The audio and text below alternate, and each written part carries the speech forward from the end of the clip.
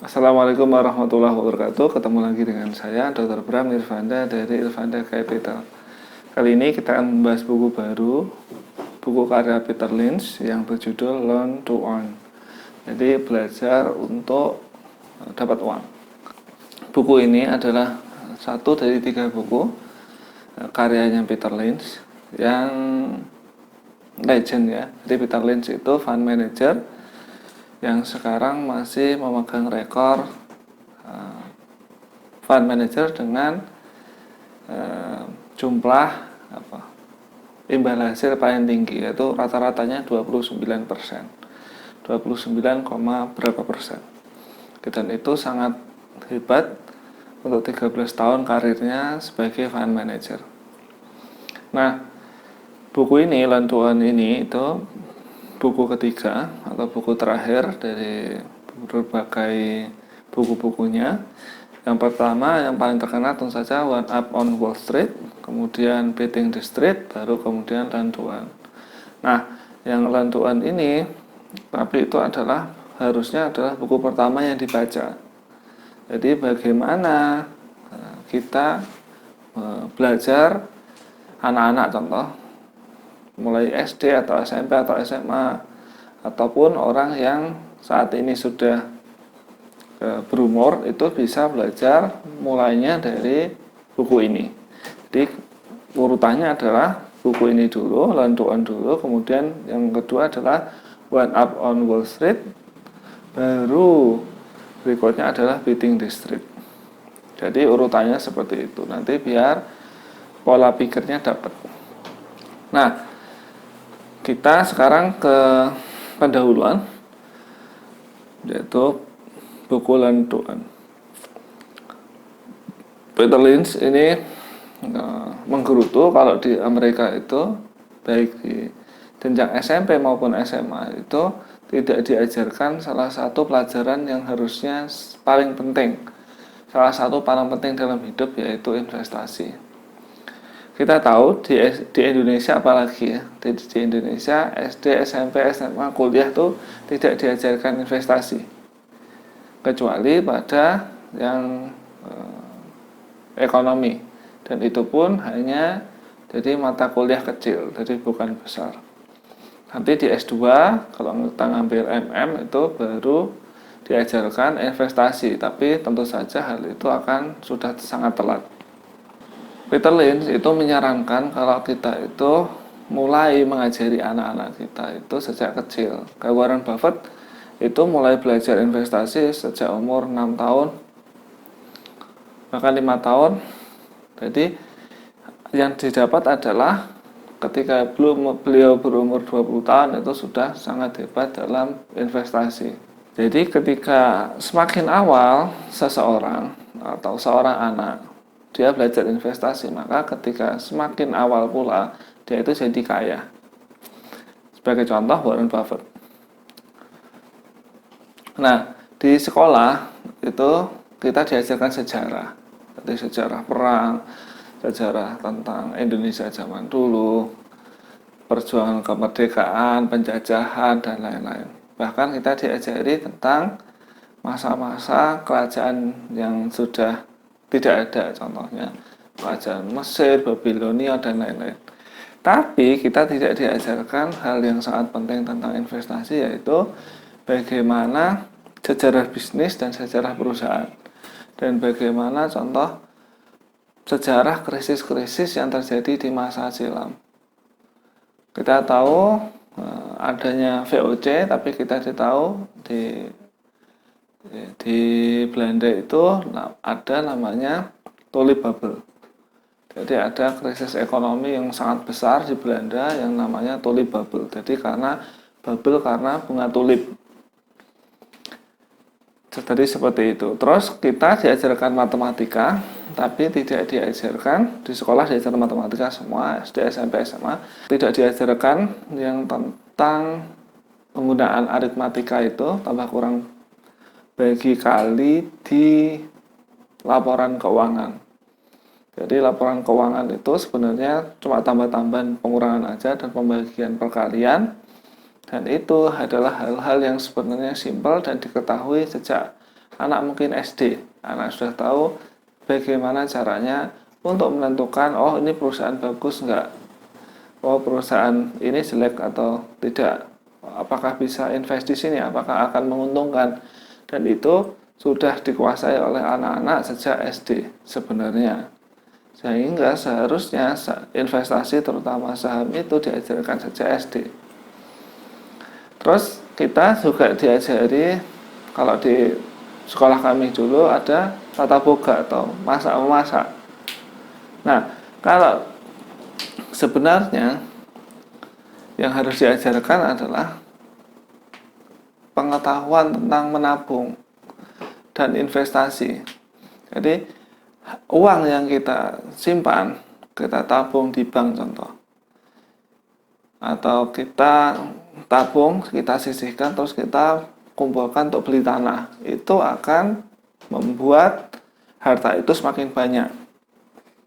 Dan semakin dini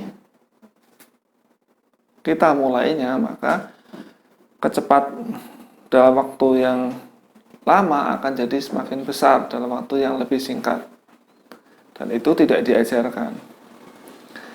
Nah, kita di Indonesia ini menikmati demokrasi seperti di Amerika. Di Amerika, Peter Lynch menceritakan kalau orang-orang bisa dengan bebas punya rumah, punya mobil, punya tanah, punya perkebunan, punya perusahaan, dan lain-lain.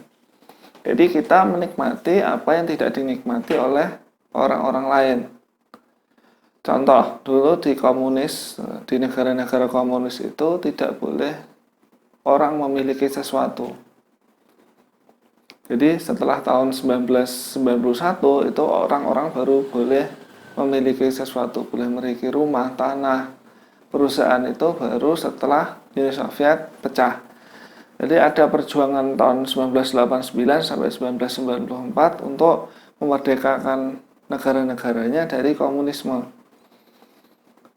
Jadi ketika merdeka dari komunisme, lepas dari komunisme, orang-orang bisa punya rumah, bisa punya apartemen, bisa punya perusahaan, bisa punya sawah, ladang, dan lain-lain. Jadi kepemilikan pribadi itu diakui. Nah, kita yang sudah sejak kecil punya hal itu seringkali tidak mensyukurinya. Jadi seharusnya yang harus kita lakukan adalah sejak kecil kita mengajari anak-anak kita untuk menggunakan itu. Jadi sejak kecil diajari investasi sehingga dia di umur 20 tahun kayak gitu, itu sudah bisa dan sudah hebat dalam investasi. Nah, orang-orang di negara-negara komunis dulu di tahun 1989 sampai 1994 itu berjuang nyawa demi membebaskan dirinya, keluarganya, dan negaranya dari komunisme, sehingga bisa memiliki barang-barang itu. Sehingga kita harus bersyukur kita sudah bisa memiliki itu, sehingga anak-anak kita harus diajari untuk mencari harta sejak dini. Nah, sayangnya di kondisi sekarang rata-rata itu orang mempelajari investasi setelah umur 30-50 tahun. Dan ini jujur aja telat. Kenapa seperti itu? Biasanya di umur 30-50 tahun itu orang-orang berinvestasi untuk apa? Untuk satu, pendidikan anak, kedua, persiapan pensiun. Nah, dua hal ini itu kalau seumpama seorang anak mempersiapkannya sejak dia kecil, contoh di SD, maka hal ini akan otomatis ada duitnya karena dia sudah persiapan sejak lama. Dia jadi merasa perlu untuk persiapan karena apa? Karena tabungannya tidak terlalu banyak, kira-kira tidak mencukupi. Karena itu bagi Anda yang masih muda, mulailah sedini mungkin, sehingga nanti ketika Anda membutuhkan itu tidak perlu lagi kekurangan. Peter Lynch ini menekankan kalau sebagian besar orang itu merasa kalau investasi ini adalah domain atau kerjaannya pria, dan itu salah. Jadi Peter Lynch menjelaskan kalau perempuan itu kalau mau belajar dari buku-buku, belajar dari banyak report, belajar dari sekarang video-video di YouTube, itu dia akan menemukan banyak ilmu yang bisa menjadikannya ahli di investasi. Jadi antara laki-laki dan perempuan sama saja untuk investasi. Terus kemudian ada orang-orang yang mengira investasi ini bakat. Jadi kayak bakat bawaan lahir, dan itu salah. Jadi Peter Lynch ini tidak ada orang yang di keluarganya yang masuk di investasi saham. Tidak ada. Yang terjadi adalah Peter Lynch jadi fund manager dengan angka catatan yang paling hebat sampai saat ini. Dan itu dia tidak ada saudaranya atau keluarganya atau keturunannya dulu yang jadi ahli investasi. Bahkan keluarganya itu melarang orang-orang beli saham karena dikira spekulasi. Jadi tidak ada namanya bakat dalam investasi. Adanya adalah belajar, mencoba, yang itu adalah skill, jadi bisa dipelajari. Nah, prinsip keuangan pertama yang ingin dijelaskan adalah menabung itu sama dengan investasi. Jadi kalau kita menyisihkan uang kita sehari-hari, contoh kita dapat gaji sebulan 5 juta atau 3 juta. Kita dapat 3 juta contoh. Kita masih baru habis lulus dari kuliah, kita dapat 3 juta. Nah, dari 3 juta itu, contoh 1 juta bisa kita sisihkan untuk investasi. Setiap bulan 1 juta, 1 juta, 1 juta, 1 juta. Nah, ketika kita menyisihkan itu, berarti itu adalah modal kita berinvestasi. Yang kita makan, yang kita konsumsi, kita habiskan itu uang yang hilang. Tapi yang kita tabung atau kita sisihkan itu adalah investasi kita. Nah, ada beberapa cara setelah kita sisihkan itu, ada beberapa cara. Contoh, kita belikan saham, kita belikan obligasi, kita masukkan di bank. Nah, contoh, jadi uang-uang itu contoh kita masukkan di bank ya, kita taruh di bank. Maka akan ada orang yang minjem uang itu, terus setelah minjem uang itu ia gunakan buat bikin usaha. Nah, ketika ia bikin usaha, dia perlu karyawan. Akan menciptakan mata pekerjaan, akan menciptakan mata pencaharian buat orang lain. Nah, kalau ada orang yang kerja sama orang yang minjem ke bank tadi, maka orang yang kerja tadi dapat gaji. Nah, gajinya bisa buat beli sesuatu, sebagian dia investasi, dia sisihkan untuk nabung dan investasi. Maka akan muter seperti itu.